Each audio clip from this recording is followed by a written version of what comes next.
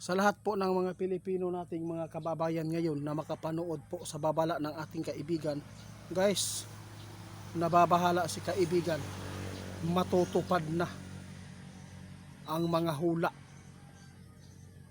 Nako, malaking kaguluhan mga idol nakaabang ngayon sa ating bansa patungkol sa China. Mga idol, hindi po natin inaasahan ito na makuha ng ating kaibigan ang mga plano ng China dito sa atin. Nakita natin po ang viral na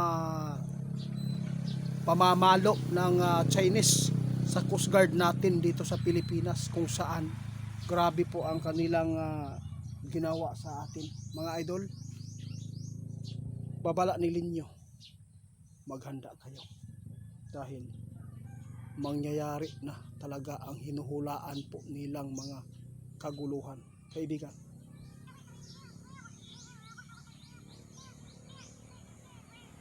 Diyos ko, kailan lang po ninyo itong nakuha na impormasyon, kaibigan?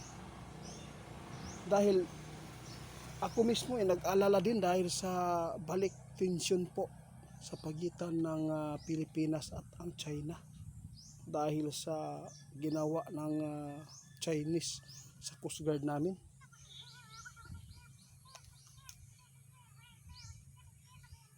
Ito po ang hindi maganda mga idol, ha? Alam po ba ninyo mga idol, si Trump mayroon pong ibinibigay po sa atin na pundo para lang mapunduhan po ang Pilipinas para sa paghahanda na mayroon tayong magagamit kung sakali man na magkakaroon ng gulo sa pagitan ng China at Pilipinas. Pero tandaan natin mga idol, hindi po tayo pwede na umasa sa Amerika, dahil hindi po yan gagawa ang ibang bansa na tulong sa atin kung walang kapalit. Tandaan po natin mga idol, dito sa atin ngayon, kapwa nating mga Pilipino nag-aaway nga,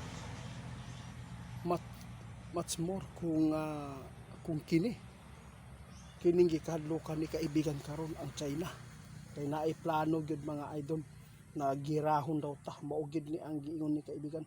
May nakita si kaibigan mga idol na talagang mangyayari na girahin po daw tayo.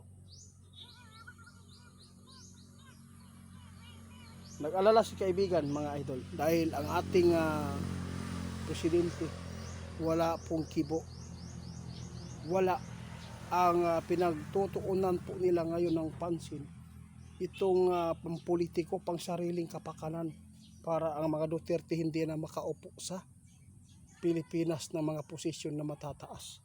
Tandaan ninyo mga idol, huwag tayo magpadala ngayon ng problema, no, sa nangyayari sa ating bansa, dahil hindi po yan sila makakatulong sa atin kung sakali man magkaroon po ng digmaan. Wala na tayong pundo mga idol.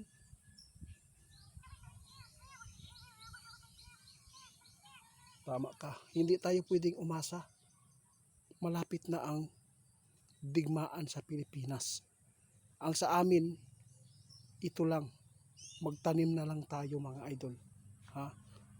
I-withdraw po natin ang mga pira po natin kung saan natin na ilagay, dahil si kaibigan nag-alala, kung lalaki ang problema, kung bigla tayong susugurin dito, wala tayong panangga, wala tayong mga shelter na pwede pong mataguan para makasurvive ang mga tao kung sakali man na mayroon pong mga delikadong paputok.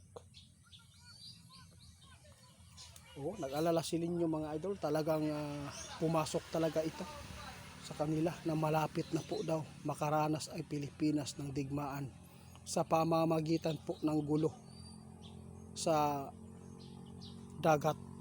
Mga idol, nakita natin po ang nangyayari, balik tensyon na naman.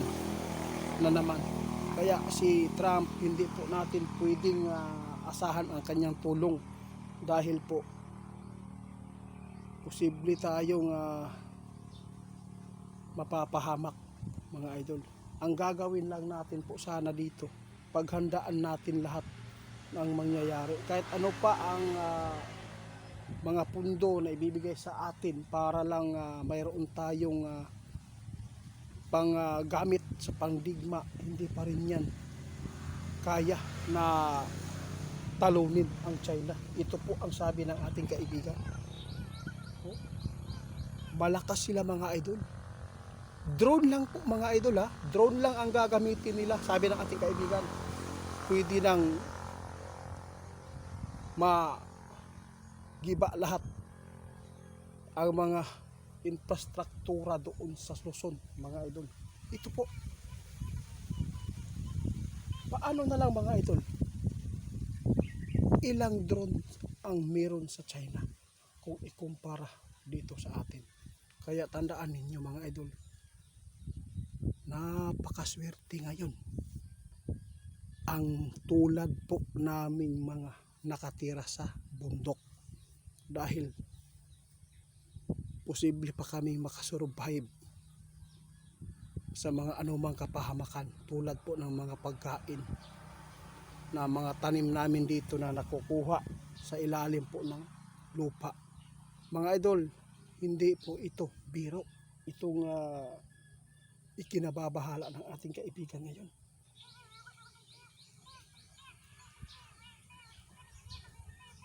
O hinikayat po tayo na maghanda tayong lahat, lalo na sa mga Pilipino nating mga kababayan sa ibang bansa.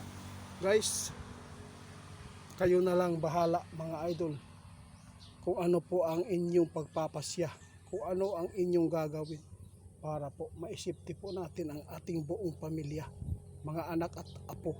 Mga idol, tandaan po ninyo ang sabi ng ating kaibigan, palapit na daw ng palapit ang digmaan sa Pilipinas. Masusubukan na natin